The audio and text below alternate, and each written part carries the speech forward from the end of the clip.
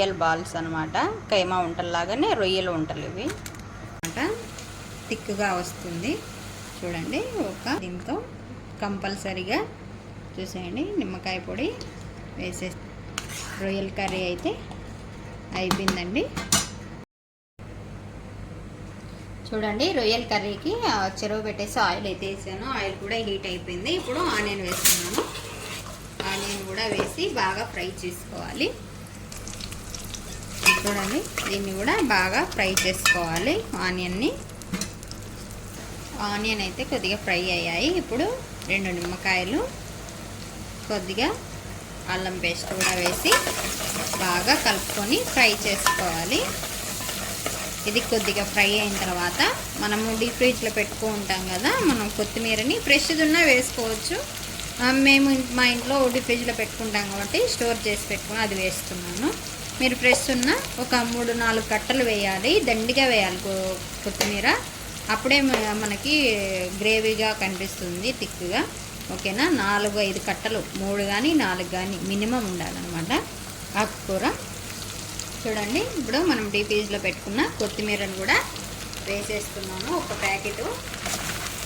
Packet అంతా మేము ఎప్పుడైనా ఇలాగే స్టోర్ చేసి పెట్టుకుంటాం అన్నమాట. సంవత్సరానికి ఒకసారి దండిగా చేసి పెట్టుకుంటాము. దీన్ని కూడా బాగా కలుపుకోవాలి. ఈ వాటర్ అంతా ఇంకిపోయేంత వరకు మనము దీన్ని బాగా ఫ్రై చేసుకోవాలన్నమాట.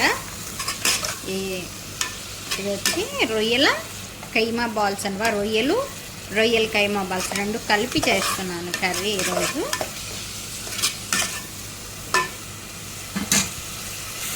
దీంట్లో నేను కొద్దిగా పసుపు, అన్ని మసాలాలు కలిసి ఉంటుంది కదా, అది వేస్తున్నాను.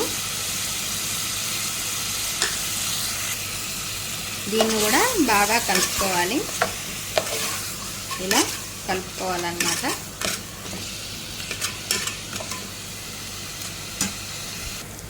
చూసేయండి, ఇది కొద్దిగా ఫ్రై అయిన తర్వాత మనము టమాటాను తురిమి పెట్టుకున్నాను. చూసేయండి, వాటర్ అంతా వెళ్ళిపోతుంది. చూసేయండి, టమాటాలను తురిమి పెట్టుకున్నా కదా, అది కూడా వేస్తున్నాను. దీన్ని కూడా బాగా కలుపుకోవాలి. దీన్ని కూడా బాగా కలుపుకొని ఫ్రై చేసుకోవాలన్నమాట. రోజు మనం ఎలా చేస్తున్నామో అలాగే అండి, యాస్టేజ్. కాకపోతే కైమా బాల్స్ వేస్తున్నాము దీంట్లో. వీళ్ళు ప్రతి దాంట్లో మీరు గమనించారా, చేపకూరలో ఆకుకూర వాడతారు. ఆకుకూర లేని ఏది చేయరండి వీళ్ళు, అన్నిట్లో ఆకుకూర ఉండాల్సిందే. ఇప్పుడు రొయ్యలు కూడా వేసి కొద్దిసేపు ఇవి ఉడికించి పెట్టుకున్నాం అనమాట. ఉప్పు పసుపు వేసి ఇవి కూడా కొద్దిసేపు ఆకుతో పాటు ఫ్రై చేద్దాము. ఒక 1/2 kg ఉంటాయండి ఈ రొయ్యలు. చూడండి, బాగా కలుపుకోవాలి.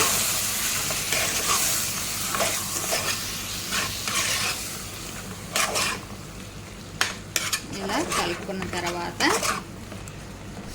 ఇప్పుడు మనము కొద్దిగా గోధుమ పిండి వేస్తాము. మనకి గ్రేవీ లాగా ఉండడానికి అన్నమాట, థిక్గా వస్తుంది. చూడండి, ఒక 2 స్పూన్స్ వరకు ఉంటుంది ఈ గోధుమ పిండి. ఇంకా కొద్దిగా సాల్ట్ కూడా వేస్తున్నాము, సరిపడా సాల్ట్. చూడండి, ఉప్పు నేను కొద్దిగానే వేసాను, మళ్ళీ చూసుకొని వేసుకున్నాము. కావాలి అనిపిస్తే దీన్ని ఒకసారి ఇలా కలుపుకొని, ఎందుకంటే మళ్ళీ వాటర్లో వేసామంటే గడ్డలుగా వస్తుందండి. మనం ఇలా వేసామంటే మనం ఆయిల్ ఉంటుంది కదా, మొత్తం అంతా ఇదయ్యి మామూలుగా వస్తుంది, లేదంటే గడ్డలుగా వస్తుంది. ఎప్పుడైనా ఇలా వేయాలి. ఇప్పుడు సరిపడా చింతపండు రసం అన్నమాట.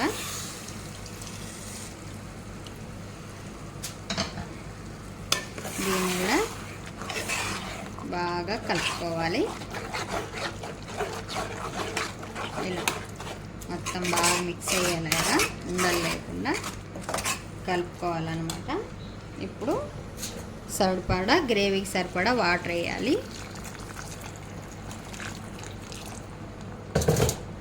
చూసేయండి, ఇలా బాగా కలుపుకోవాలి.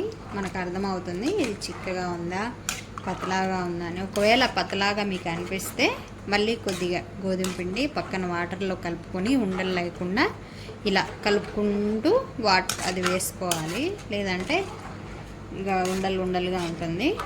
చూసేయండి, నాకైతే ఎలా అయితే సరిపోయింది. కొద్దిసేపు ఉడకనిద్దాము.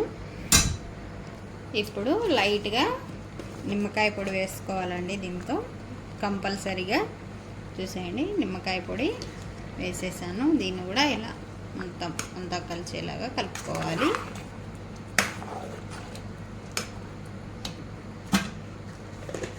ఇప్పుడు మనం వేయాల్సింది ఏంటంటే చూడండి, ఇవేనండి రొయ్యల్ కైమా బాల్స్ అన్నమాట.